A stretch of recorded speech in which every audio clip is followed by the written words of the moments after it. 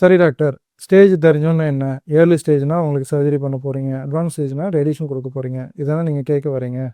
You are exactly right. In fact prostate கேன்சர்ல இன்னொரு special சர்ஜரியுமே வந்துருது. என்னடா ஒரே ஸ்பெஷலா இருக்கு அப்படின்னு பார்த்துட்டு இருப்பீங்கன்னு நெனைக்கிறேன். என்ன அப்படின்னா, இந்த ரோபோட்டிக் சர்ஜரி அப்படின்னு சொல்றோம் இல்லையா? ரோபோட்டிக் சர்ஜரி அப்படின்னா, ஒரு ரோபோ மெஷின் அது கையில என்னென்ன தேவையோ எக்யூப்மெண்ட்ஸ் எல்லாம் இருக்கும். ரூமுக்கு வெளியில ஒரு சர்ஜன் உட்காந்துருப்பாரு. அவரு கன்சோல்ல கிட்டத்தட்ட வீடியோ கேம் மாரி அத கண்ட்ரோல் பண்ணுவாரு. அந்த ரோபோ பேஷண்ட் உள்ள போய் ஆப்ரேட் பண்ணிட்டுருக்கும். So the operating arms will be from the robo. But வெளியிலேருந்து அத கண்ட்ரோல் பண்றது யாரு அப்படின்னா, ஒரு சர்ஜன். ஸோ இந்த robotic surgery plays a very important role in prostate cancer. ஏன் அப்படின்னா, அந்த புராஸ்டேட் இருக்கக்கூடிய இடம் பார்த்தீங்கன்னா, ரொம்ப நேரோவான இடமா இருக்கும். அந்த இடத்துல போய் நம்ம கை வச்சு ஆப்ரேட் பண்றத விட, இந்த மாரி ரோபோ வச்சு ஆப்ரேட் பண்ணும்போது, இன்னும் நல்ல விஷுவலைசேஷன் கிடைக்கும். இன்னும் நல்லா கிளீனான சர்ஜரி பண்ண முடியும். கம்ப்ளீட்டா நம்மளால டியூமர் எடுக்க முடியும்.